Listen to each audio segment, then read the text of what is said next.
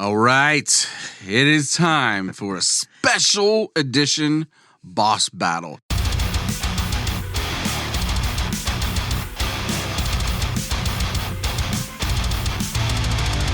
Boss battle! Boss. A collector's edition, even, if you will. Ooh. Hope everybody pre-ordered because it has limited quantities.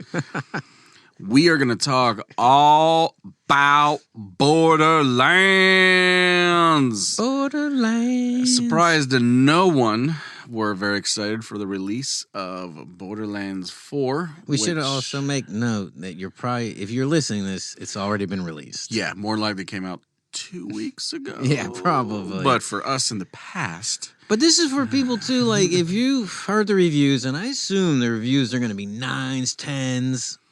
Yeah. So you might, no, obviously. It'll be mixed. History going to be 7s and 8s. A lot of hate. But if you're on the fence and you want to know a little more before you invest your money, this is a good thing. So yeah, we're gonna break it down. We're gonna talk about the franchise in general, yeah. And I'm gonna give a little bit of a lore breakdown, but more importantly, a story breakdown, like a Story. Previously on. And we'll also talk about the game mechanics and what makes it unique sometimes. And a little touch on our experiences with it, Yes. our friendship over it. Right. I remember my first. I have no idea when this game was first announced. That was way too long ago. But I remember my very first knowledge about this game was the Game Informer cover story in 2007. Wow.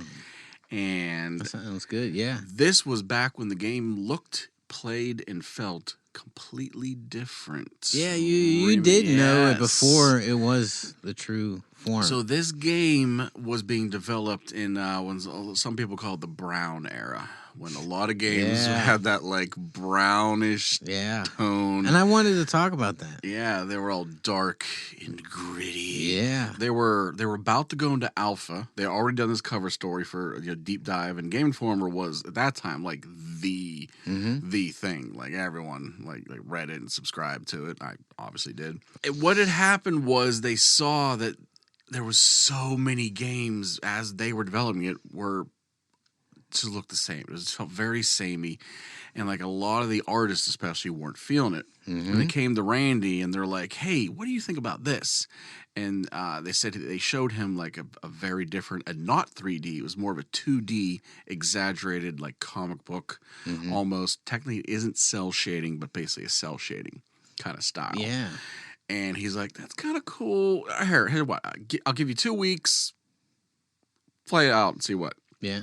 This whole time, Randy's thinking, "It ain't gonna work. It can't work.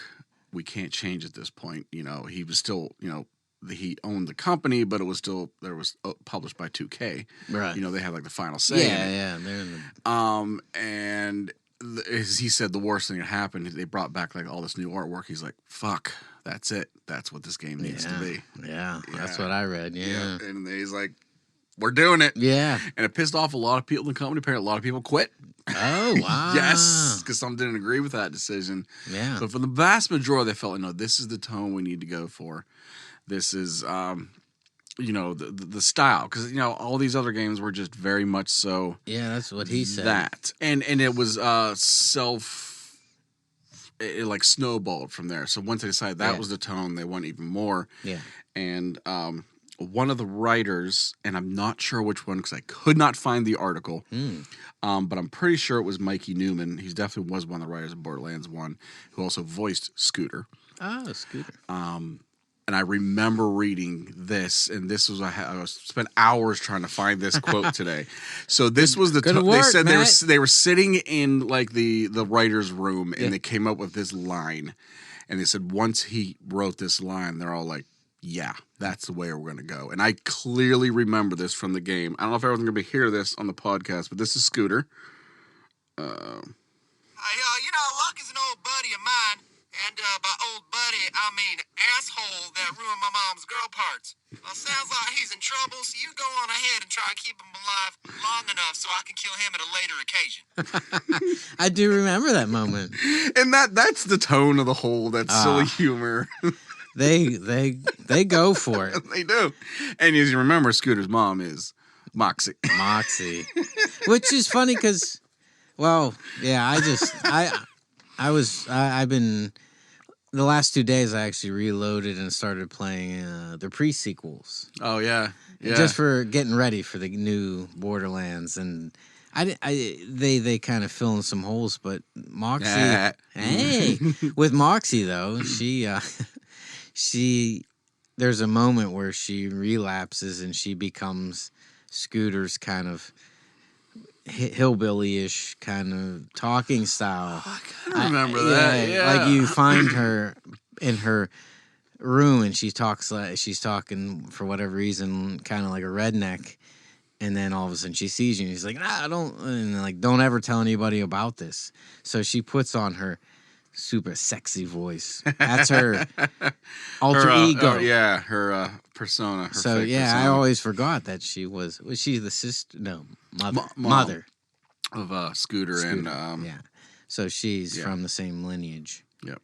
But that's cool. But yeah, it was neat. So that was the total shift. Like they all just kind of hit, and then they developed Claptrap, who was not original plans. Yeah. And then, but another. So when I was trying to figure out who the writer was, I was crediting. Originally, I thought it was Anthony Birch, but Anthony Birch did not become a writer for the series until Borderlands 2. Right. And his sister, he hired to play the voice of The famous Tiny Tina. So that's how Ashley Birch got her start. Ashley. Ashley. Right. That's how she got her start in the voice acting, and now has gone to do many games. Good for her. Yeah, her. If you want to come on the podcast. Oh, yeah, she's amazing. In Mythic Quest, she's so good in Mythic Quest. She's awesome. So that's how Borderlands evolved from just this thing into a very unique thing. Right. That, and even before all that, they did always have the idea of creating this new genre called a looter shooter. Right. Which was basically Diablo with guns. Yeah. But it's crazy to think about now that didn't exist. That's did what not I was just about exist. To say. Like did Destiny and all those games. Yeah. And they actually very much so solidified. I mean, Diablo created like the rarity thing.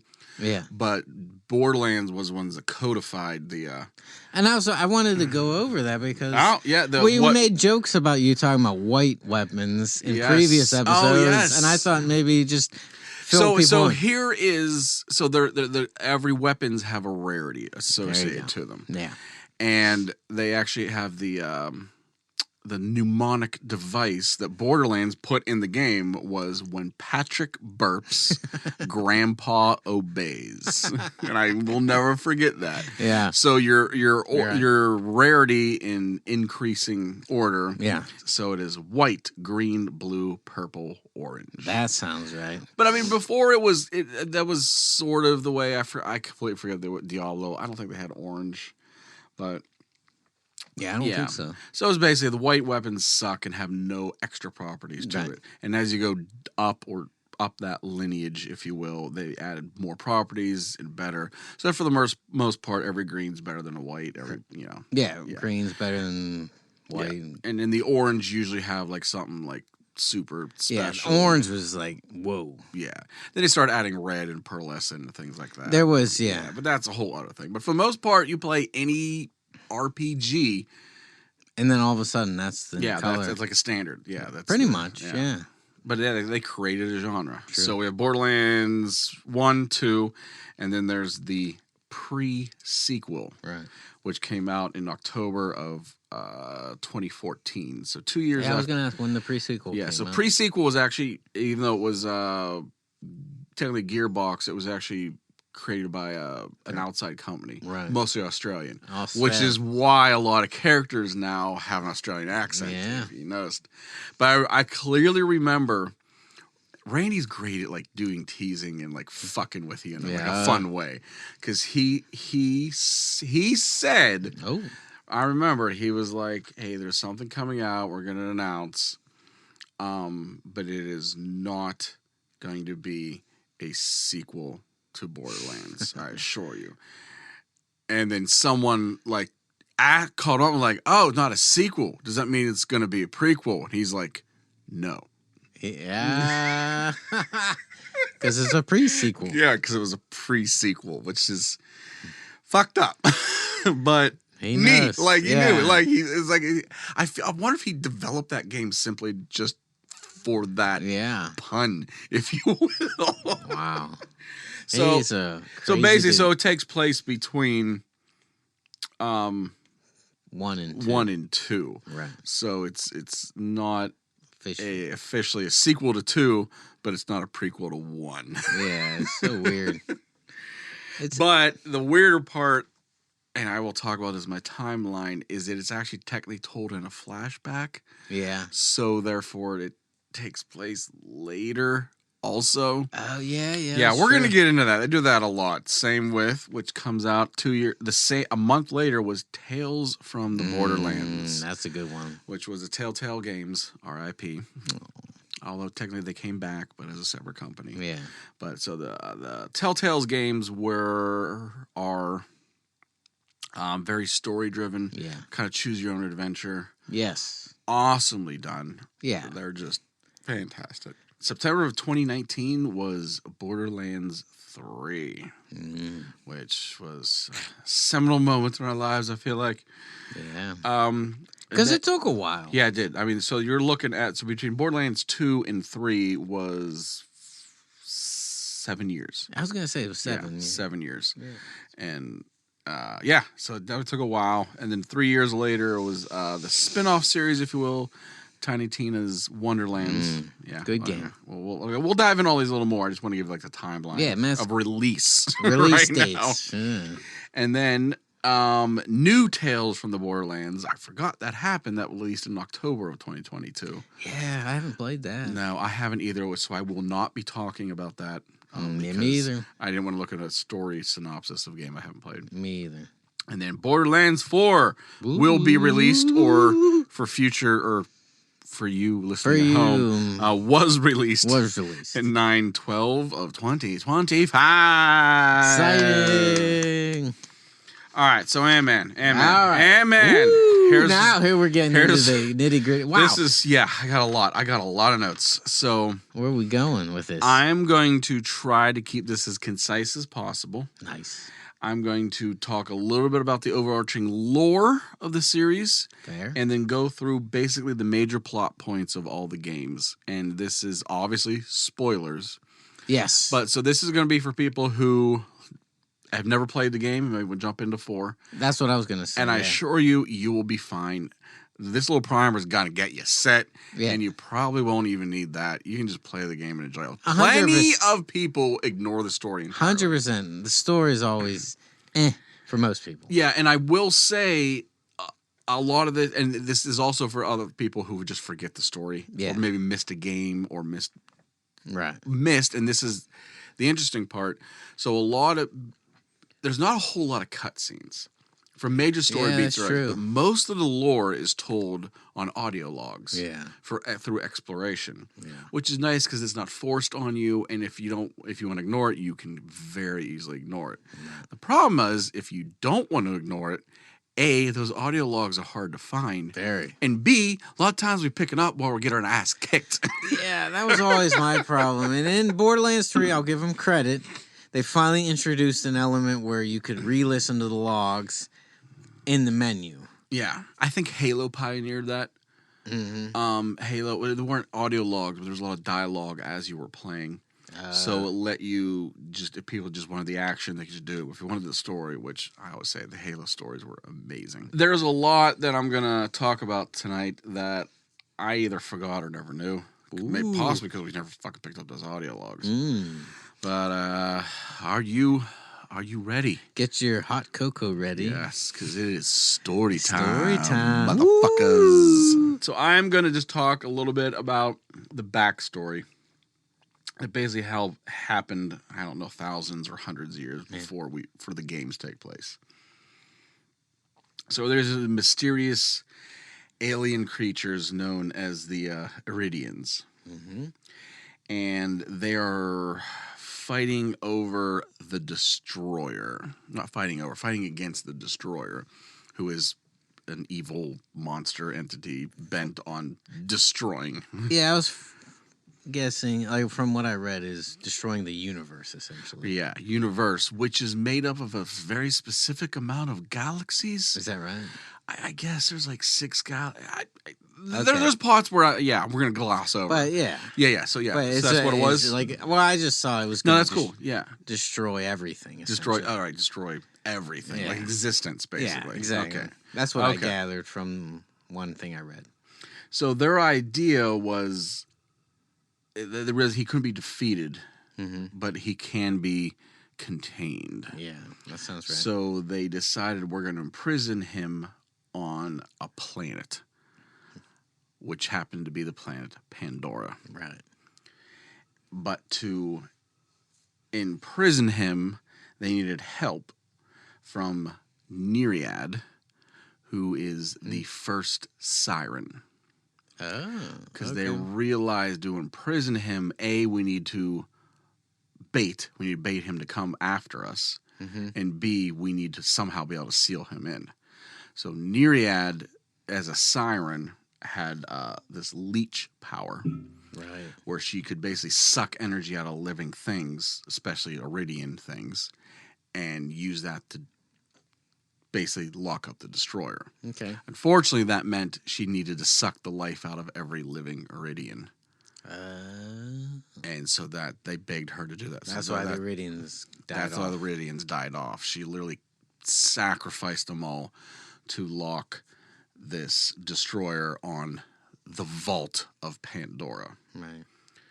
And that they also created false vaults on Pandora to kind of people are trying to come look for this destroyer thinking it was something good. They would say go to these vaults and get fucked up by the monsters they hit in between there, which is an allusion to the first game, which we'll get a little bit back to. But the other backstory I wanted to say, this vault had remained sealed for, again, hundreds and hundreds of years till it was opened by the first vault hunter, who is Typhon DeLeo. Yep, who we actually don't meet until, I think, Borderlands 3. Yeah, well, that's the first time I met him. So Typhon and his girlfriend, Leah, find this vault, and they end up destroying a monster inside of it. I'm not clear on a lot of this, but they're so excited that they found this vault that they basically made love inside the vault. Right, I do remember that. Yes, and later she gave birth to the twins, Tyrene and Troy. Most bad guys of that. Right. So, quick background on sirens, and I was gonna ask. I was not going to delve into this, but I realized it is very important to the whole thing. Okay. So she was the first siren, and we're not really sure what happened after that. But the current world, the universe is, there's always 6 sirens exist at a time. Right. Some people say there's a 7th. Yeah, we're not going to go into that at all. There's 7th. 6. So there's 6, and they each have unique powers like phase lock, phase grasp. The first Myriad had phase leech. That's important. Yes. That'll come up later. Ooh. So basically what happens is when a siren dies, their powers go back into the universe and are into another person to be reborn. That's what I read. Yeah. So Nereid, I forget how, but basically Nereid dies. But her powers didn't get back, right? Her what? Her powers didn't go back, right? They didn't, but we don't know that yet. Oh, I'm sorry. Yes. All right. Sorry, I'm spoiling. I was alluding to it, Andrew, for dramatic effect. Oh, Jesus. I'll stop talking. No, I like it. That's cool, though, because that also helps me keep everything straight. Okay, so now let's jump forward in time to the events of Borderlands 1, which honestly the story was very, very not in depth. Yeah. So we're back on Pandora, and now because of Typhon, there's a lot of people hunting these vaults. Oh, I should say, so Typhon, he actually did find some stuff that was worth it in that vault. Right. And they also created vaults, I mean the Iridians, on other planets throughout the universe Okay. to A, house cool shit, and B, have enemies in them, like bad monsters. Both the ideas was these were training grounds in case the destroyer comes back. For people to find them, get the good gear, Yeah. and try and to beat the monsters. This is different from the vaults on Pandora. Pandora was specifically there to make people not find the true vault on Pandora. Yeah, that was very hard for me to figure out. Wow. And again, because this is all backwards. Yeah. Like, this is all explained here, but not really until Yeah. Borderlands 2 and 3, so it's hard to, like, keep in your mind. Good job, man. So that's what. So the vaults on Pandora are all false vaults, which we'll get to real quick. Yeah. So we're trying to find these, because they found good vaults elsewhere. But on Pandora, the word is there's some good-ass vaults with the ultimate vault in it. Right, you need the ultimate, yeah. Yes, which we think is an amazing vault full of all kind of treasure.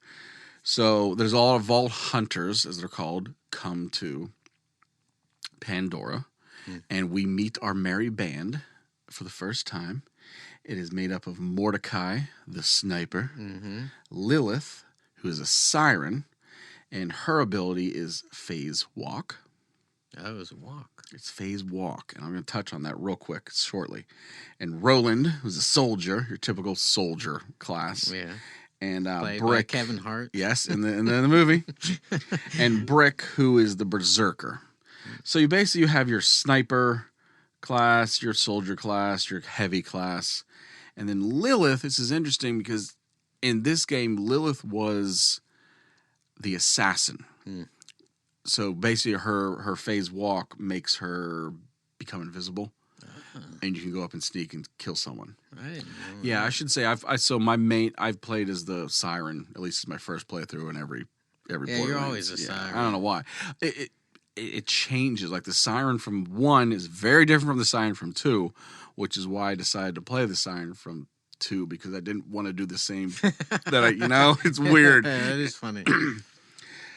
So the plot is as such. So you land on on Pandora, and all of a sudden you're contacted telepathically from the Guardian, who says, all right, I want you to help us open this vault. And she says, and you also be guided by my buddy, my companion, Claptrap. So Claptrap was the key. He was. He was half the plot. He really was. So you are opposed by Commandant Steele. I don't know if you remember her at all. Vaguely. White hair, also a siren. Oh, really? But it wasn't really touched upon. So one of the traits of a siren is the left half of your body is covered in tattoos. But usually glowing. Hers never glowed.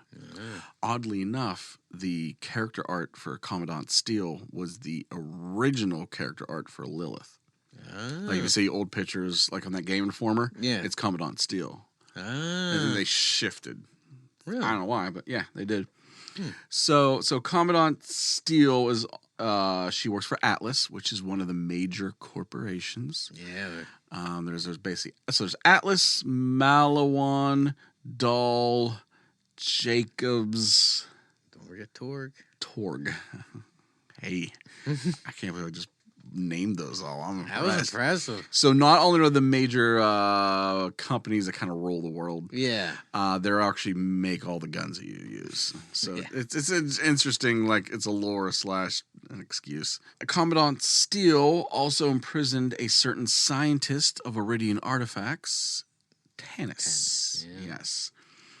So her plan is to open the vault and get its ultimate power. She actually succeeds.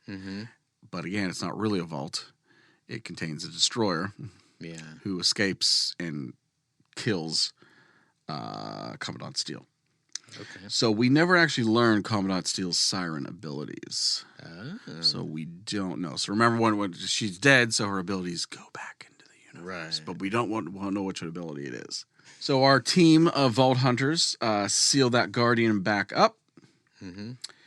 And then you basically then in the end game find out that the Guardian has been broadcasting from a Hyperion satellite in orbit this entire time. Ooh. Which the time you're like, fuck, it doesn't mean cares? anything at all. It's weird because none of these games, it's like none of this plot makes sense out of context. No, I'm sure everybody's. This has been weird and interesting. Yeah, I think everyone is mandatory. You have to listen to this twice. Yes. So I'm just saying there were 4 DLC for Borderlands 1. I didn't quite remember that, but yeah. So the first one was the zombie island of Dr. Zed, not Dr. Ned. So Dr. Ned is a recurring character in the Borderlands. He's the doctor. Yeah, right. But he pretends to be someone else completely different. I vaguely remember that. Yeah, but it's funny because it jumps on the bandwagons. Remember, that was at a time where everything had a zombie mode. Right. So it was Just that. a zombie. Story-wise, nothing really happens there, but I remember it being fun. 2 was Mad Moxie's Underdome Riot. 3rd one was the Secret Armory of General Knox, which I clearly remember this one because it was hilarious. Okay. But it did introduce Athena of the Crimson Lance. That was the big part of that. She comes into play later. Right. So she used to be part of the Crimson Lance, which was the military arm of Atlas, Right, one of the megacorps. Yeah. But she had a falling out with him and decided to leave them. Yeah. And she kind of had a bone to pick with General Knox, who took over. And I remember this hilarious because General Knox, the actual leader of the Crimson Lance after this fell to like someone's son who was like 6 years old. So I remember the whole thing was like, General Knox was like, yeah, I got orders today. It was just a teddy bear and an arrow.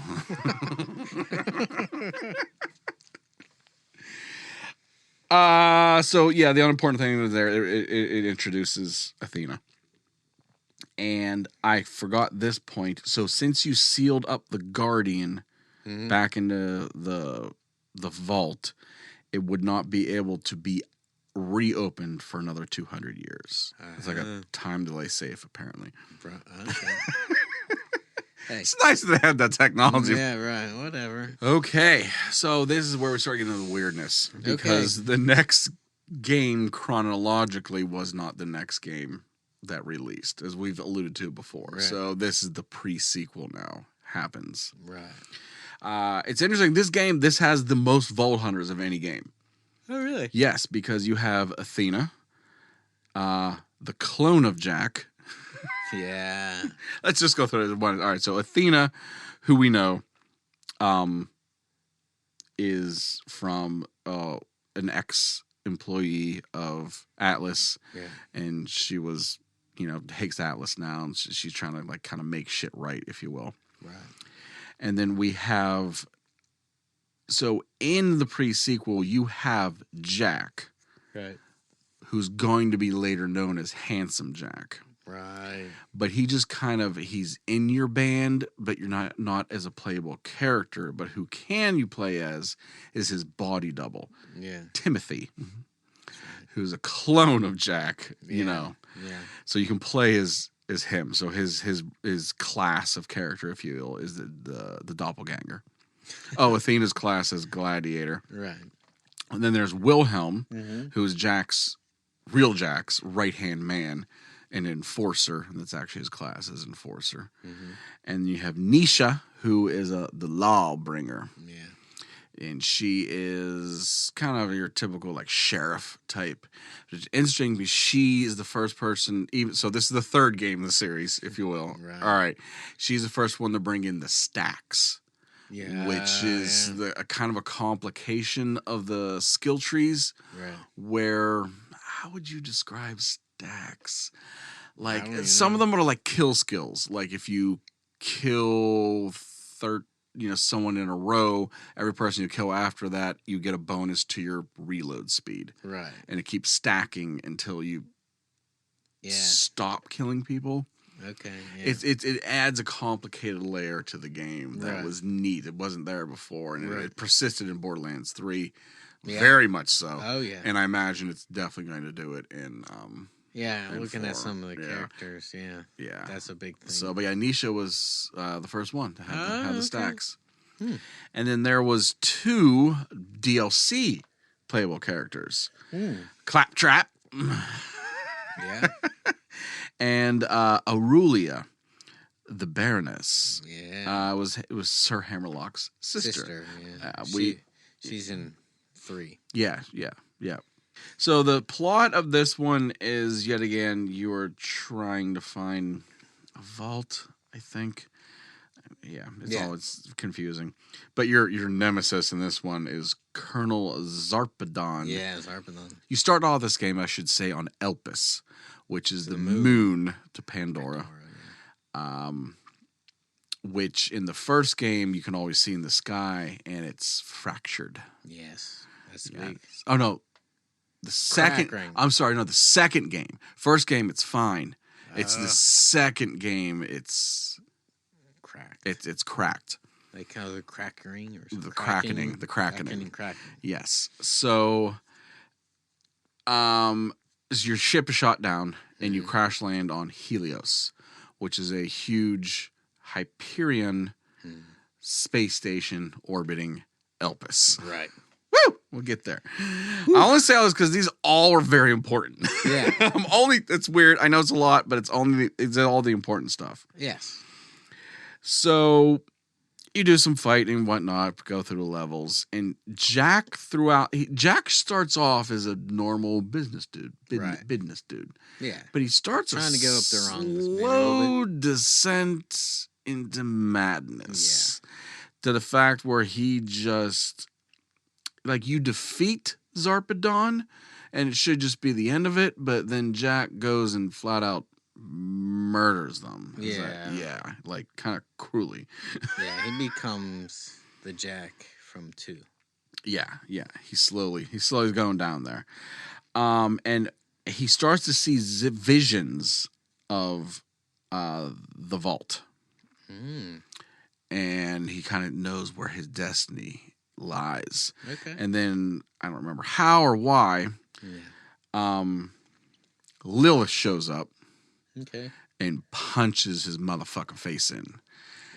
Lilith's good for that. Yeah, and that's how he gets the scar and becomes disfigured, that's what finally turns him into handsome Jack because he has a mask. He has a mask. He has a mask to show off his. But it was Lilith. It was the one that she did it. Yeah, she's the one that did it. She leaves. Jack escapes. I don't remember how, but he's on. So Hyperion's like the head. I'm sorry. Helios is the head of the Hyperion Corporation. Right. So Jack essentially takes over Hyperion, which was the company he kind of worked for anyways. And I know he then kills the Atlas CEO, but I don't remember. I could not find out the circumstance of how that was. He just there? Yeah, I don't remember any of that. Yeah, but he also kills so he kills the CEO of Atlas, essentially ending Atlas's dominance. His whole time between General Knox dying, Athena going AWOL, now the CEO's dead, so now Atlas is kind of like done, dwindling in power, and they out of Pandora. Okay, so now Pandora is fully under the control of Helios, right, which is Hyperion. I mean, Hyperion. Yes, thank you. Okay. Right. Oh, there was a fourth DLC. Oh, wow. Again, this is why I need an electronic notebook. All right. The fourth DLC to Borderlands 1 was Claptrap's Robot Revolution, which I don't think I ever played that one. I do remember that. But not much of a plot point happens there. Yeah, believe it or not. It's all just silly and fun. I mean, yeah, we'll get into that, but... All right, so this brings us to the events of Borderlands 2. We're on 2 now, everybody. Richard Nixon. All right, so same deal. People's still be vault hunting. Right. So our cast of vault hunters for this one is Maya, a siren. Right. And she has phase lock. Right. And this is a previously unseen power. Oh, okay. Again, I say this because remember they transfer, so I'm trying to let you know. So this is a new one, not an old one reborn. Okay, yeah, this is a transfer. Right. So Salvador, was the Gunzerker. Yeah, basically your Just gun brutes. Stevie style. Brutes, yes. Oh, sorry. This is Axton, Commando. So your typical soldier the class. right soldier.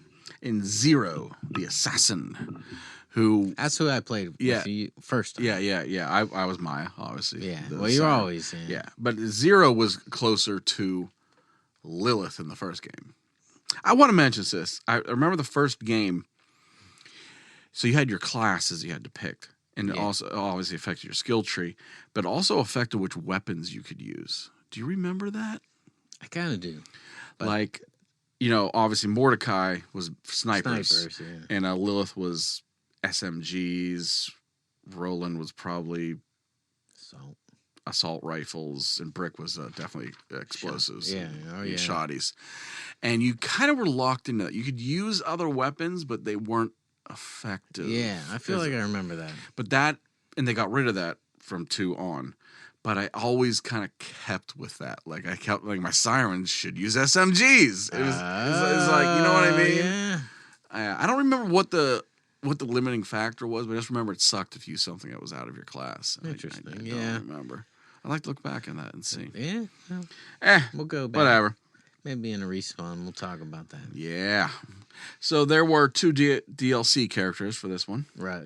It was Gage, the Necromancer. I played as her, yeah. And I never did. I have no interaction with Gage until the DLC of BL3, which we'll talk about. Oh, yeah. Yeah. And then Krieg, the Psycho. That was you, man. All right. So this time you're basically joining forces with she had previously called herself the Guardian, but now she calls herself the Angel. Yeah. And Claptrap and the Crimson Raiders, run by the 4 Vault Hunters of the first game. So they become like the main NPCs. Yeah. And you have the new Vault Hunters yourselves. Right. So basically we're trying to get the key. It was stolen from Handsome Jack. Stolen by Handsome Jack. We're trying to get it back from him.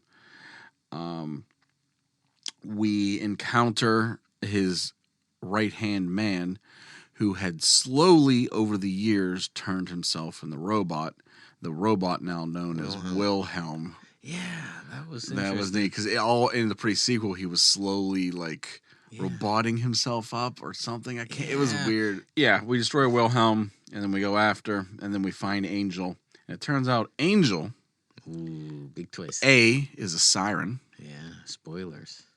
And her siren ability is phase shift. Oh, and she is Jack's daughter. And he's been using her power to charge the vault key to open up the vault early. Because remember, he used to have to wait 200 years. Oh, that's right. So that's the whole thing, is that he has her hooked on iridium, because sirens, it's like crack for sirens. But they're actually closer to V from The Boys. Oh, yeah. So it supercharges their powers, but it ain't good for you. Yep. They got all fucked up. That's right. So she says basically, hey, I don't want to do this. You have to stop it. And the way to stop it is for you to kill me. Right. So the Vault Hunters reluctantly kill Angel. But in retaliation, Jack gets all pissed and ends up killing Roland, which is a big twist. Big twist. He was our Vault Hunter from the first game. Right. He was like the main character. Played by Kevin Hart. And then he captures Lilith. Yeah. Yep. And then so now he's like, well, I don't have my daughter anymore. So this, by the way, this releases. Remember, she was a Oh yeah, she was a siren. So this technically releases the phase shift siren to somebody into the universe. So somebody has it. Very much so. Pay attention to that point. Jax is like, I'm going to use Lilith now to open the vault. Right. So we all go up against Jack. Obviously, kill him. kill the destroyer. I think it was kind of released. Yeah. Right? You Wasn't do that- kill it. Yeah, you definitely kill it. But Or- it can't really technically be killed. Yeah, right. That's the thing. I don't think it's that. Yeah. So Lilith says, fuck all this, and she destroys the vault key, but it ends up opening a map which shows all of these iridium vaults that have been hidden across the galaxy, so universe, galaxy, whatever. Yeah. So that was the end of the events of Borderlands 2. Right. Now, their DLCs don't really increase the lore. They don't move the story forward. But I did want to touch on them because they were all fucking fantastic. They were amazing. Yes. The first one was Captain Scarlet and her pirate's booty. Yeah. Which, I mean, it was just all pirate themed and just fantastic as you think it should be. Then the number 2 was Mr. Torg's Campaign of Carnage. Which leads us to, I don't remember if you remember this, but there's a vault in the badass crater of Badassitude. Oh, I vaguely remember that, but I will remember, because this was the quest where you're trying to find the monster, and you find it, and it's a monster truck, and he's like, puns, motherfucker. He's one of the. Describe Torg a little bit. I can't. He's like a muscle. So he's Randy Macho. Yes. Randy Savage. Randy Savage. Yes. But on like crack. Yes. So if you ever think about, dating ourselves here, but any of those like monster truck commercials in the 80s and 90s, he's that announcer all the time. All the time. And just total intense and just total... Super muscly and just all about explosions. Yeah. Oh, yeah, explosions! Yeah. Anyways, next is Sir Hammerlock's Big Game Hunt. Oh, that's a good one. It's fun. It's just fun. It's this would be like 1800s. Yeah. Empire, Europe. I think League of the Extraordinary Gentlemen. Before I get to the next one, I do want to point out, I didn't write them down because I don't want to dive too much into this, but this was right around this time before the fourth one comes out is when the Headhunter packs come out. They came out with these small mini DLCs over the span of about a year. They were like $5 each. Yeah, and they were always holiday themed. Yeah. There was definitely a Halloween one, a Thanksgiving one, a Christmas one, and a what's that lovey-dovey gross one? Valentine's Day one. Yeah, so and Easter, and there was an Easter one. Okay. So for that year, they had every holiday, but they were short, sweet, like 3 hours. And it worked for us because we met up so few and far between. We were just like, let's do it. And it would be a one-nighter. It'd be a one-nighter, and we just beat it every time. It was so great. They were so on theme. Yes, like you would like the. It was. I remember the Christmas one was basically you were playing in the world of like a Frosty the Snowman or like Rudolph movie or those movies. It was it was great. It was very very great. I don't know how they do it, but they do it.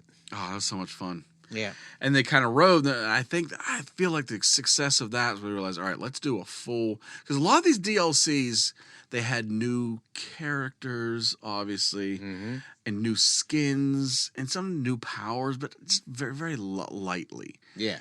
It was more of just a general theme. Right. But enter DLC 4, Tiny Tina's Assault on Dragon Keep.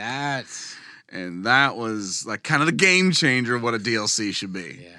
And it was we played in the overworld fiction is you're playing a game of bunkers and badasses with Tina, which is Dungeons and Dragons. I think it's Tina and Brick and Lilith and I think Mordecai maybe. I can't remember who else. I know he's in. No, he's not. No, I think he's in that one. He's the one playing. Anyway, so it's neat. It's very Dungeons and Dragons. It's very narrated by Tiny Tina. All right, and we'll say this is Ashley. Voiced by Ashley Birch, and possibly one of my favorite video game characters. You do love ever. her. Just something about A Unhinged. deranged, unhinged 10-year-old is just like. And yet you hate kids. I know. But she's. Well, I mean, I don't know if I'd want to actually hang out with her. She's a terror. Yeah, she's insane. But funny. I just read an article. I was researching everything. She has that crazy lazy eye that just rolls around in the back of her head. That wasn't on purpose. It was a little glitch. And I decided to leave it in. See, that's why you listen to this. Matt has that kind of Inside random info. shit. So yeah, she's just out of her mind crazy. And as you're playing the game, like she'll either change her mind, you argue with her, like, well, wait, I thought you said it was a dragon. It's like, fine, whatever. And like literally the landscape will completely change in front of you. Right. Like it's crazy. It's like you're playing inside of a crazy kid's sandbox. Yes.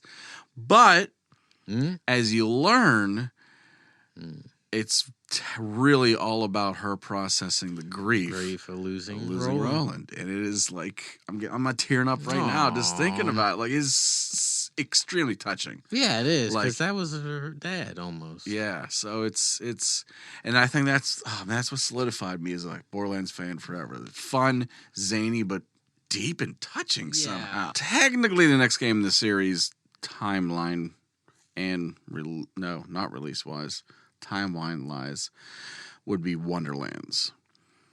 But there's no plot really. That's like a spin-off. Yeah. Nothing happens in the world. Right. So we don't have to worry about that one, folks. It's a good game, though. It is very much so. We never beat it. Did you I beat it? You beat it? Okay. On my own, Yeah, maybe I I should. gave up on you. We were close? I feel like we were close. Very close. Okay. Maybe I'll have at it. Mm-hmm. All right, so let's move to Tales from the Borderlands. So this is, as we mentioned earlier, from Telltale Games. This is not a first-person shooter. This is a very much super story focused game by a different company, but obviously with the blessing and consideration. Yeah. Because everything was canon, and obviously it very much so, as you'll felt. see, happens in the main series. Mm-hmm.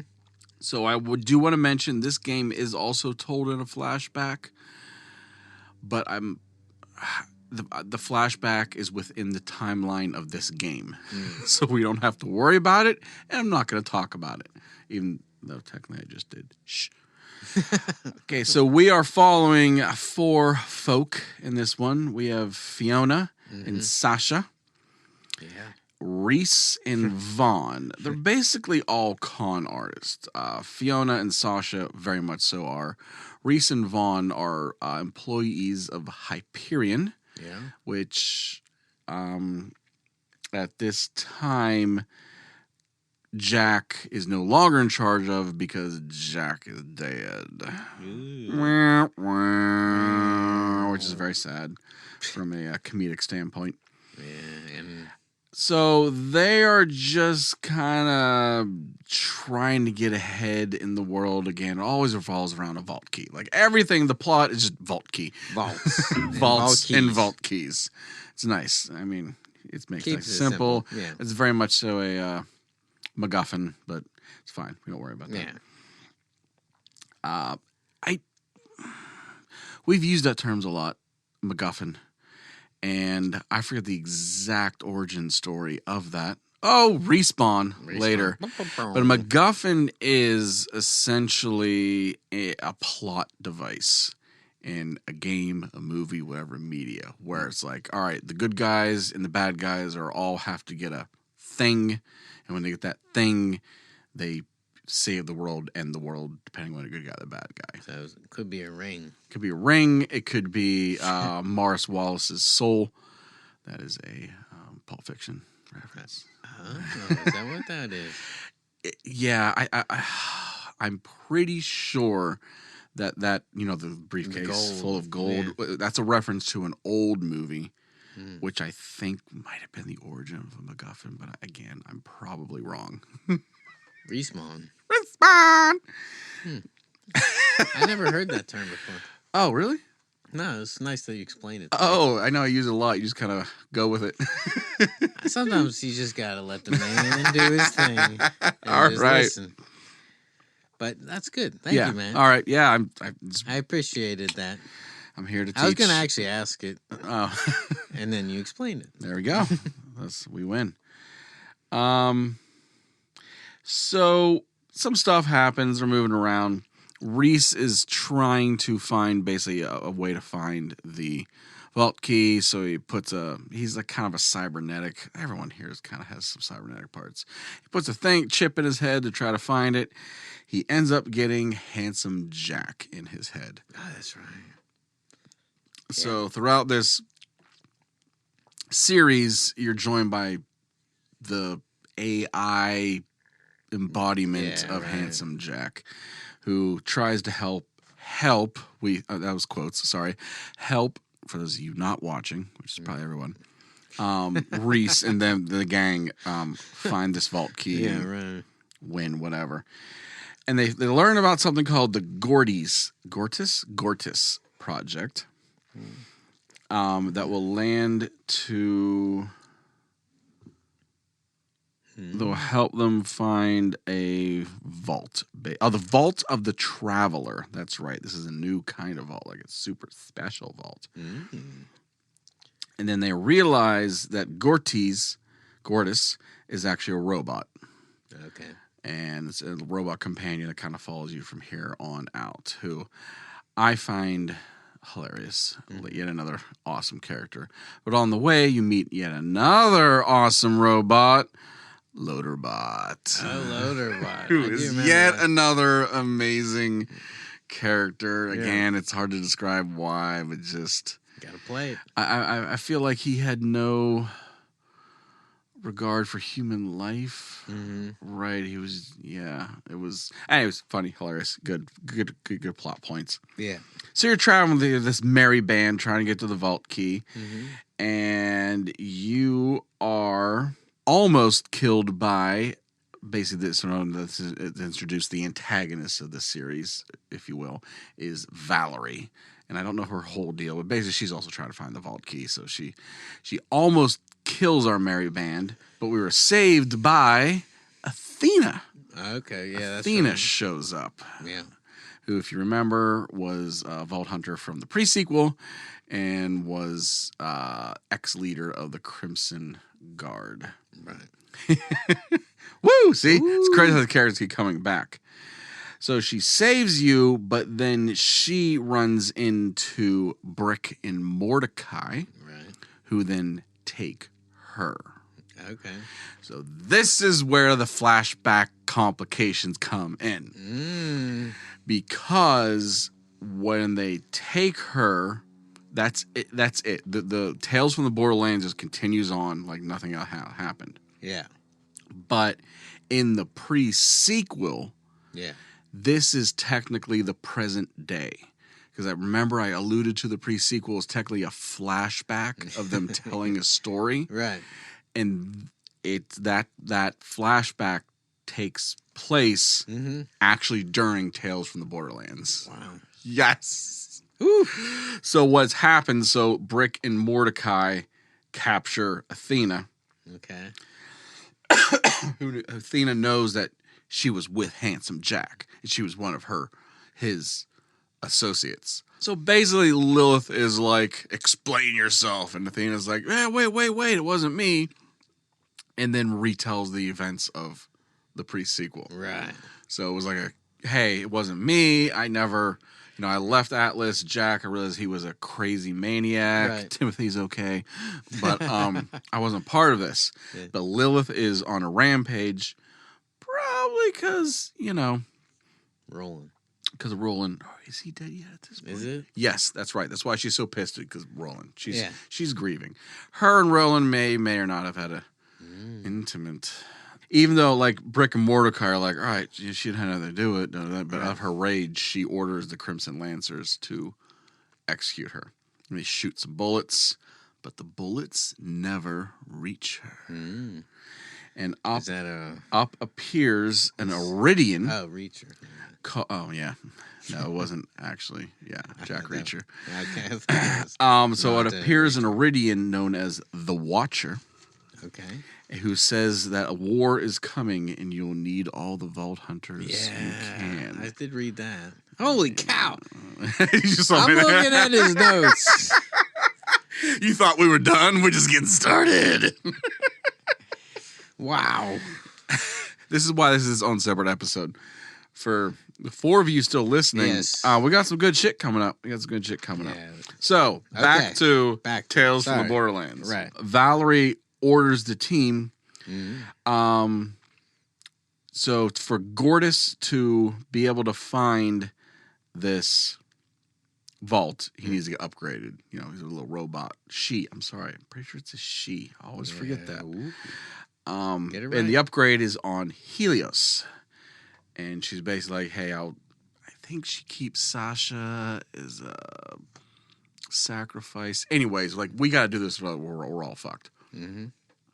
So we definitely need to get to Helios. We build like a rocket ship or whatnot. It's not going to quite make it.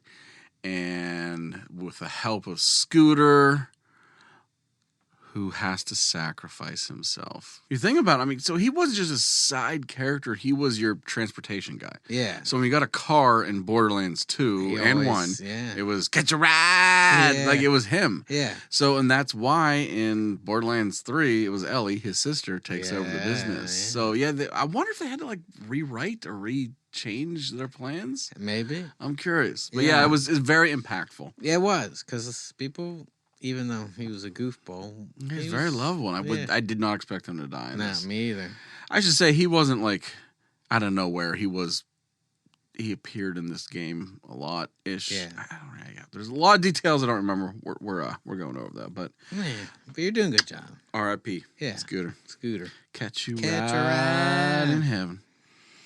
All right, so that happens. They arrive on Helios, and believe it or not, Jack turns on them, and he has his own agenda. Right. Believe it or not, but you know he's in Reese's head. I don't remember exactly what happens, but Reese ends up crashing, I think, to stop Jack. He ends up crashing Helios, which is this major satellite around Elpis, which is the moon of Pandora. He ends up crashing this satellite into Pandora. So after this happens, Reese is free of Jack's, hold. Pandora's looking a little fucked down there. But he finds the deed to Atlas hanging out in Jack's office. Right. Yeah. Which Jack probably grabbed from, remember back when he assassinated the leader, the CEO of Atlas. Yeah, that's right. That's how he becomes the leader. Yeah, alluding to the next game. Mm-hmm. Yeah. And then I think everyone, they kind of fight the Traveler, the Vault of the Traveler, and blah, blah, blah. There's a final showdown. And Fiona and Reese both disappear. Yeah, and they never explain them. No, I think we understand why, well, obviously Reese reappears. Yeah. But the Fiona one, I think is probably going to happen in I feel in Borderlands 4. Ooh. I feel like Everybody. He said I'm calling it. So yeah, that's the end of Tales of the Borderlands. Right. I think we alluded to it, but I forgot there was a point in I'm sorry, folks. It's hard. In the pre-sequel where they blow up accidentally the moon. Okay. And that's the Krakening. We kind of alluded to Yeah. that. Oh, yeah, the we Krakening. didn't say Yeah. that happens at the end of the pre-sequel. Right. Which is why the moon is broken in the sky. Yeah, but now not only is the moon broken, but now Helios crashed into Pandora. Okay. So Pandora's looking rough right now. I do remember in BL3 there was stages where you were like driving on the remnants of Helios. Oh, really? Yeah, I'm pretty sure. You could be right. I could be I don't know. very, very wrong. Okay, now let's talk about... Okay. I forgot about this. All right. The 5th DLC to Borderlands 2. There's a fifth. There was. We definitely both played it. It came out 7 years. Oh, wait, hold on. Oh, yeah, we did play it this. came out 7 years after Borderlands. Yeah. And it takes place 2 years after Tales of the Borderlands and 7 years before BL3. So basically what it was, right before Borderlands 3 came out, they're like, let's bridge the gap. We're going to give out a free DLC. I remember that. To as a prequel to Borderlands 3. Yeah, it was who does that? It was awesome. It reintroduces you to the characters. Yeah. It wasn't a whole lot. The bad guy was called Hector. He created a bioweapon that turned Sanctuary into like plant zombies. Yeah. And you have to find a cure. You end up defeating Hector, but you end up destroying that map. Remember, Lilith had found a map to all the vaults in the universe. Yeah, I do remember that. But she's like, I think I have a personal connection, probably through my siren powers to all of them. We should go hunt them for them. Right. And then that leads directly into Borderlands 3! Woo! We made it! If you're still with us. So Borderlands 3 starts off with our antagonists, who we talked about before, is the twins, Tyrene and Troy de Leon, who are the Calypso twins, who are the offspring of Typhon de Leon and Leah Calypso. Now, if you remember, they were conceived in the lair of the original Siren, whose, I told you before, so when she died, her power went into the universe, which was Phase Leech. Yeah, because... So, I should say, Sirens are always females. Yeah. They're always females. So that power ended up going to Typhon and Leah's daughter. But they were conjoined twins. Yeah, that's right. By the arm. Troy's arm, he didn't have an arm. It was actually attached directly to Tyrene. So what ends up happening is they were born. Eventually, at some point, Troy got a badass cyber arm. Yeah. So he inherited some of the leech powers. So Tyrene was a true siren. Troy had some signs of siren powers, but basically to survive, he needed to leech power from Tyrene to live. Right. He was literally like a parasite. Yeah. And so it created an interesting dynamic. Yeah. But that also means that Tyrene has this leech power. Yeah. So she uses this power as a siren to amass followers on Pandora. Yeah. Basically, she's like a TikTok queen. Yeah. Yeah. And that was the whole thing.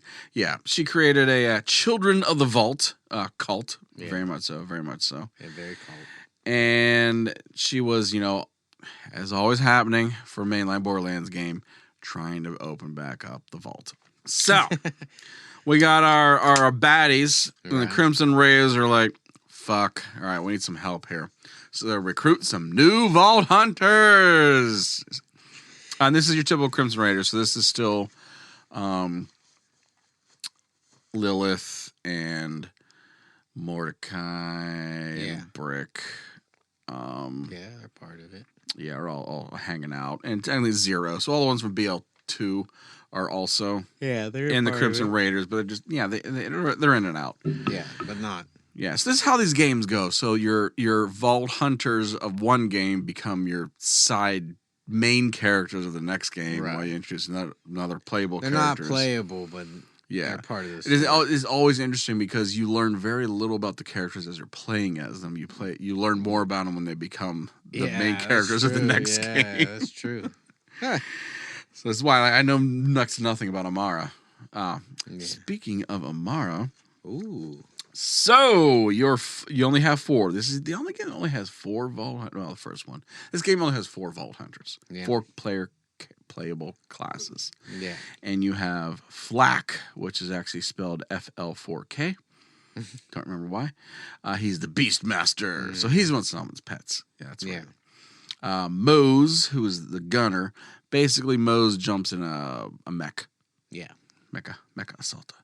And Amara, who is a siren. This siren's skill is Phase Trance. Mm-hmm. And then Zane Flint, who I didn't realize his player class is himself.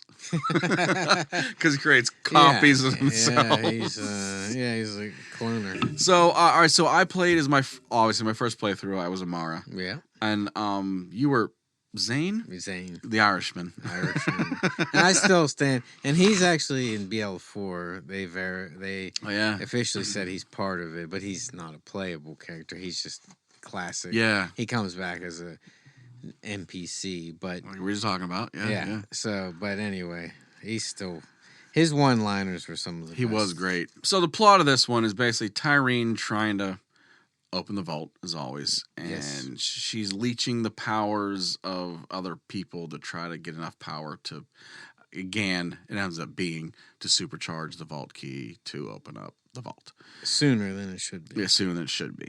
So most of this game is basically Sanctuary 3, which is your home base, which is now a spaceship. Yeah. And your newfound buddy, the head of the Atlas Corporation, Reese. He's funny. Fighting against now his enemy, which is the Cult of the Vault, who teamed up with Malawan, which is another company I haven't really talked about now. So basically, with Hyperion being kind of gone because Jack dead, Reese taking over Atlas, Malawan walks in to be like, "Yeah, bitches." Yeah, right. So it's basically so it's Atlas and Reese and us versus Cult of the Vault and Malawan. Most of them try to find the vault keys spread throughout the galaxy, whatever. Yeah. So on Athenas, so this is the first game where you go to other planets. We should mention that. Yeah, and every planet was composed by a different composer. Oh, really? I didn't know that. Yeah, you knew. I definitely have told you that before. Wow. And I totally have written down and totally remember, but I know Pandora in another planet that I don't remember was Jesper Kid. Right. One of the other planets was Sex. Michael McCann. Yeah. Yes. And the third was Finishing Move, was it? Yeah, it was. It was Finishing Move. Yeah, it was Finishing Move. Which is funny because we talk about them a lot. Yeah, it's funny. But it made it neat because every planet looked different, had a whole look and feel. Yeah. But the fact that it had like a different composer. I don't know why.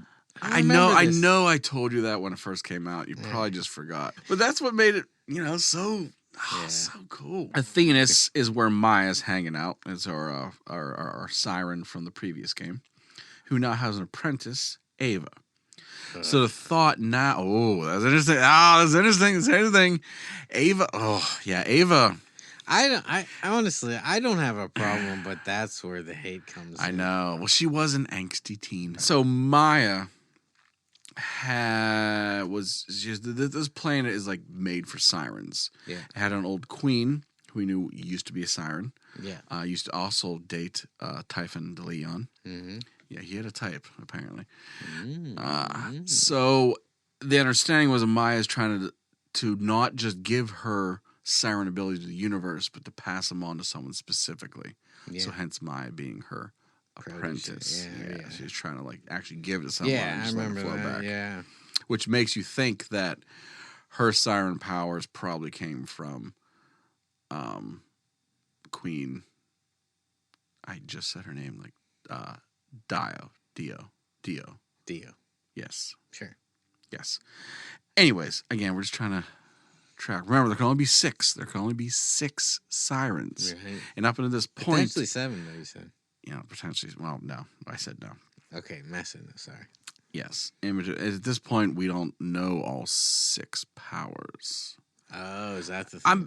I'm leading up ultimately is the big question is, and I think it's sort of actually already been answered, is the siren from Borderlands 4 Is it going to be an old power, or is it going to be the final The power final we've one. never seen?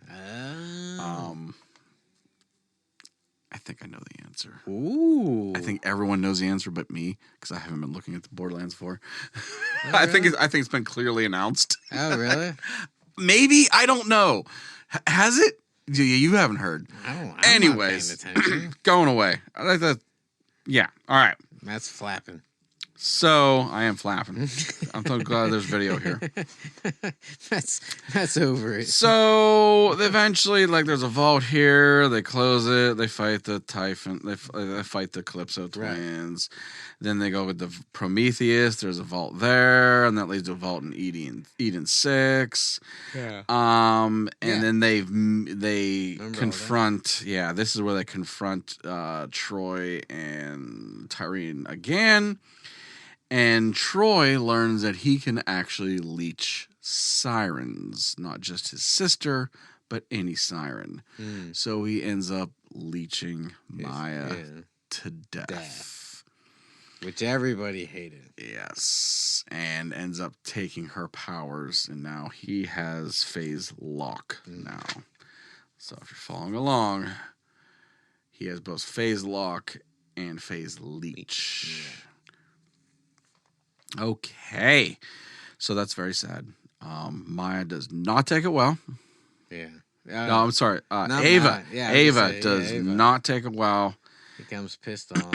Yeah, and does pretty not happy about that. We're in Eden 6. We get helped out by we just meet now Wainwright Jacobs, who's the leader of the Jacobs Corp. It's interesting because so most of the companies are bad, or evil, except now Atlas, because it's taken over by Reese, who we're buddies with, and Vladoff is, no, I never seen Vladoff. Isn't Vladoff Marcus? Doesn't Marcus own Vladoff? Is that right? You don't need better ammo. You just need more bullets. I never really. I thought. I don't know. I forget. I think Marcus is. Yeah, I'm saying it. Marcus is Vladoff, which is why they're the silly company. Yeah, they're just whatever. Yeah, I don't know. But makes sense. But then so we meet the owner of Jacobs, which is Wainwright, who is a good guy. Good guy. He helps us out. Yeah, he's cool. He's very cool. I think that's where the game for me was started having a little more. I don't know. Depth and nuance. Yeah. And I felt like early on it was silly, but it was interesting with them, and then the DLC with the we'll definitely talk about that. But don't worry about that. But unfortunately, while he's trying to help us, the twins kidnap Tanis. Yeah. And they're that's right. about to execute her. Yeah. So Tanis has been a constant companion through Borderlands 1. Yeah. She's the crazy scientist, scatterbrained, would have no problem skinning someone alive. Yeah, it's all pure science. But for science. Yeah. It's always scientific. You never trust her, but you could. Yeah. She's one click from being a psychopath, but now she's kind of in. Right. So if you remember, so the twins have her, and she's hooked up to this machine, yes, which is about to execute her. Now, I didn't mention before, one of the siren's ability, phase shift, which was held by Angel, is the ability to control machines. Okay. So all of a sudden, Tanis is trapped in this contraption. All of a sudden, this contraption blows the fuck up, and Tanis jumps in the air, full-blown, glowy tattoos on the left side of her body. Okay. So she had secretly kept it, gotten the siren ability from Angel. But we didn't know for 2.5 games. Yeah, this is a pretty cool reveal. Yeah, it was. Is neat to see. She fucks them up. So skipping back, so Tanis frees her ass, frees her own ass. Okay. And then since she can control shit, the whole goal is now to have Tannis basically do the same thing that the original Siren did. Okay. This machine that could suck the life out of all of the I'm sorry. Let's back up a little bit here. Beep. Remember, Nereid basically sucked the life out of all the Iridians. Yes. She did that with the help of a machine. Okay. But so since Tannis can directly control machines, maybe Tannis can just use the machine to entrap the Guardian forever. Okay. So she tries to do that, but in comes, obviously the twins, and Tyrene kind of fucks it up, but then there's a kind of between the twins, like there's a falling out. Yes. So they both realize that, remember from the back at the beginning, Pandora is the prison. Remember that the vault was the fakey. Okay. Pandora is the true prison Right. of the Destroyer. That's why the Destroyer's always kind of popped out a little bit, Yeah. but not really come out. Right. Because he's actually in the planet. Right. So the key is actually Elpis, Okay. the moon. Yeah. So Troy is trying to activate Elpis Mm-hmm. to destroy Pandora, i.e. open it, so that they can bring out the Destroyer. And the plan is that Tyrene is going to use a Destroyer to do exactly what it's supposed to do. Destroy. So, in the middle of that, Troy realizes he doesn't have enough power, so he does what he always used to do and suck the power from Tyrene. Yes. Who does not appreciate that. Shit happens. Whatever. Troy ends up getting killed. Yeah. Just to make sure he's dead, Ava touches him. And Ava then completes the apprenticeship cycle and inherits the siren powers that Troy had stolen from Maya, which were always meant to go to her. So Maya becomes the siren phase lock. Bam, I'm nailing it.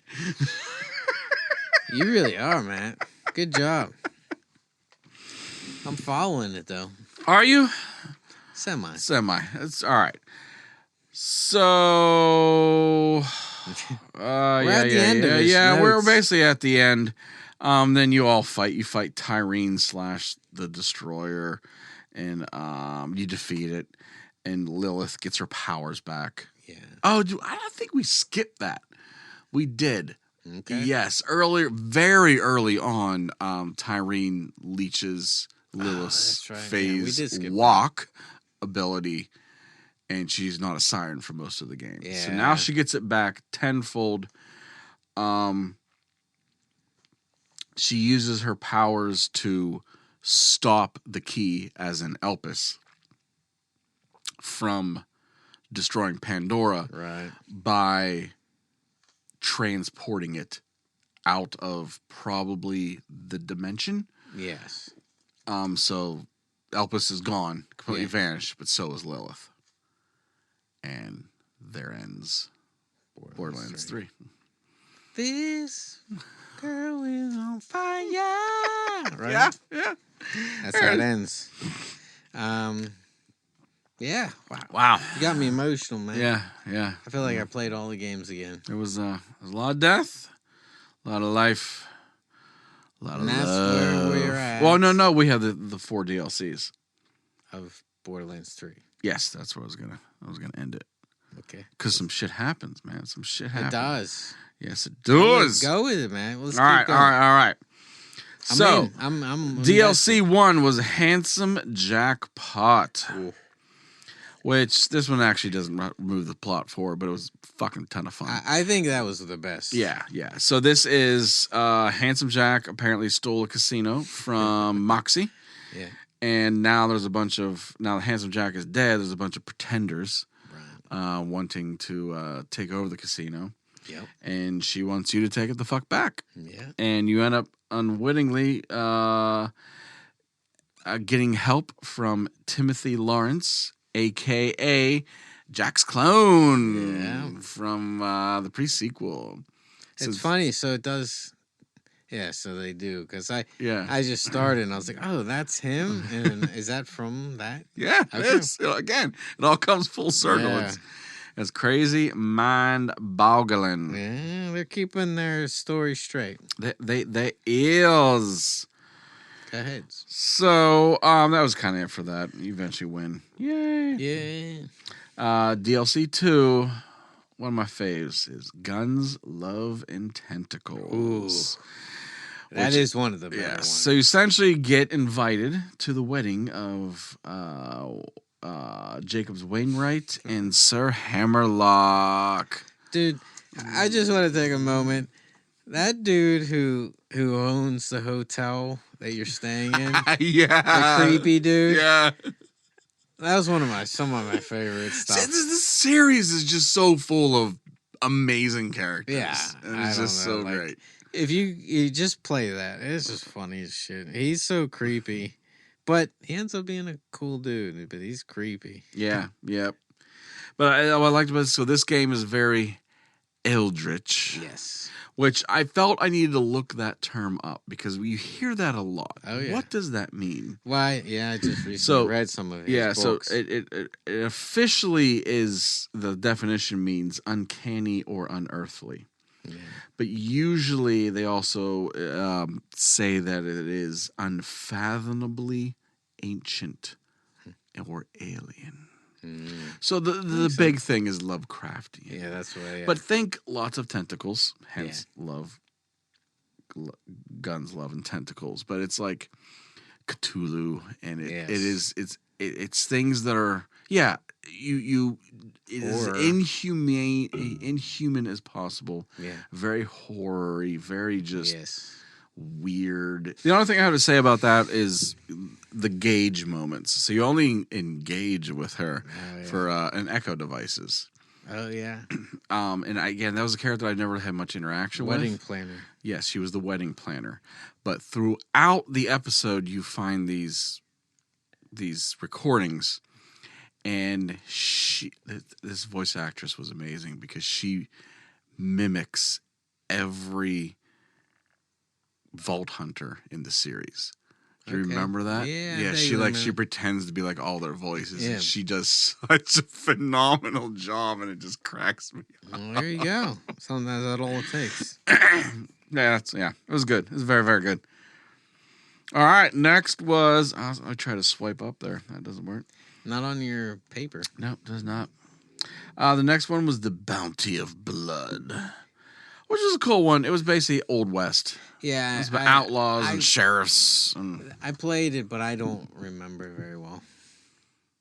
yeah, So that's it. I can't talk to No, it. there was a lot of. It was cool. It was fine. It was they're all good. Yeah. And then the last one was Psycho Krieg and the Fantastic Fustercluck, which is actually the first one I played with you. Yeah. Yeah, I played that, and that was neat. That was Tanis decides that she wants to basically Psychonauts. If you remember that game, I never she played. wants to send you into the mind of Krieg, Right. which is it's very, very weird and very surreal, but also heartwarming. Yeah. Because you realize that he and Maya had a thing, and Yeah, he he was was very in love much with so in her, love yeah. with her, and he kind of has to process her death. Yes. So yet again, it's Same about as death Tiny and- Tina same as with Tiny Roland. Tina. I'm sure all of you were following very, very closely about the sirens. Mm-hmm. So, as at the current state, pre BL4, remember there can always only be 6 sirens That's right. with 6 individual unique powers. Mm-hmm. So we know for a fact we have Amara, which has phase trance. Ava has phase lock. Lilith has phase walk. Tannis has phase shift. Okay. And then we know that phase leech, number 5, is out there because we killed the twins. And then there's a 6th power that has never been named. Okay. Now remember, Commandant Steele was a siren. We never knew her power. Okay. So the major thoughts are she has the 6th power, and that's out there, has already gone to like a young child, and that young child is learning it.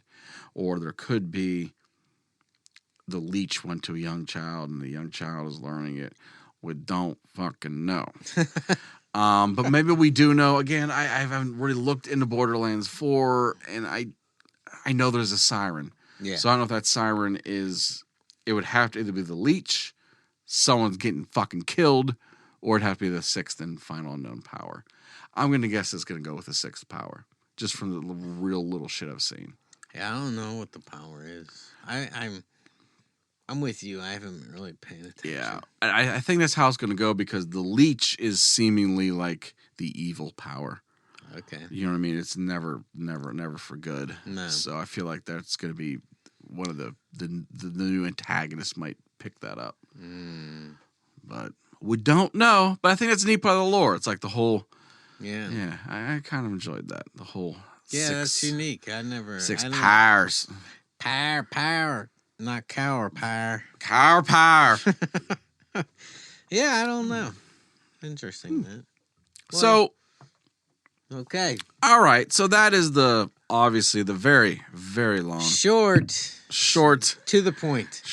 I actually found a YouTube video that was like a brief history of Borderlands lore. It was like 3 hours long. Yeah. So I beat that at least. Well, this is obviously going to be its own complete episode that people don't care about Borderlands will not listen to. Yeah. But I don't know. Is there anything Let's talk else? about the series. Yes. I feel like now. All right. So that was the lore. We'll chapter mark it. Is there anything you want to talk about in the series in general? Like it's thoughts and prayers. Thoughts and prayers. Like me and you have spent a lot of time playing this together. Yeah, I feel like it's important for people who are new to the series or potentially being new to the series. Like it's a first person shooter, right? Oh yes, it is. Yeah. What else is unique to this game? Oh, the humor. Yes. I was thinking we should maybe mention the humor. It's, for me, I laugh, but if you listen to this podcast, you know I have a 7-year-old, maybe 6-year-old's sense of humor. Right. But most kids today would say it's cringe. And I like it for that. I don't know why. It's tough because, you know, it was funny at the time. It's still funny now, and supposedly they're going to change it for the future. Yes. So I can't speak to the future. You're right. There are, yeah. I always remember Randy Pitchford did an early preview of Borderlands 3, and you're walking through Sanctuary, and you see there's 2 pipes, and one's labeled coolant, and the other's labeled heatant. And I remember him saying, "These are jokes, kids. If you don't like it, it's not going to get any better." And I agree. Like that's the humor there. Yeah. And I don't know how to explain that joke if you don't get it. Yeah. So I can't. my absolute favorite. Yeah. Was that quest where it's given by a character named Jason. Yeah. And Sounds. in the end, you're trying to find his waterfall. And when you get there, it's forbidden. And then there's a sign. Yeah. It says Jason's waterfall, and it says it has like the circle with a cross through it, so like no go. Yeah. And then you get the achievement, quest completed. Don't go, Jason's waterfalls. Exactly. I mean, that's it in a nutshell. Like, and then I'll speak of one of my favorite moments of Borderlands was just Borderlands 2, and I think it was just one of those moments where we were playing it, and I was just like, it was so obvious, but it's just so Borderlands is.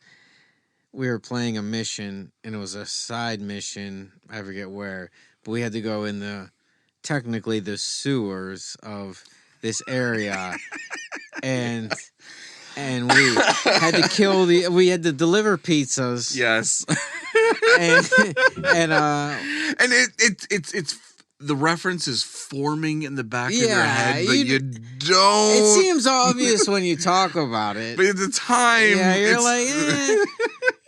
But I was also, and then there was a achievement. Not back then, it wasn't achievements. I forget what they called them, badass points or whatever. And it was like you had to kill. So these people attack you when you deliver this pizza, and they're within the game. I forget what they're called, but they all have roughly Ninja Turtle names, and then you have to kill them in the order of the song, and you get an achievement. Or in this game, I forget what it is, but yeah, and you have to remember the song way, like Leonardo did. I think Donatello, and then Raphael, and Michelangelo, and you had to kill them in that order, and you got this little. It was a silly thing, but at that moment, I knew. This game is for me. But also just the silly potty humor and 7-year-old jokes. But I always think that's why the game will always be a 7 or 8 in most people's minds, because the humor is subjective. You know, I find it hilarious, but most people find it kind of eh.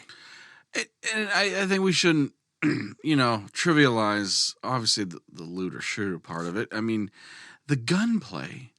I always think that's why I always come back to it. Like, even Borderlands 2, I remember we were amazed, like, when you weren't holding the gun up to your eye and it was down. Yeah. The scope, you could kind of see, like, the reflection in the scope. And so that was cool. And the amount of variety of the guns in 1 and 2 was amazing. Yeah.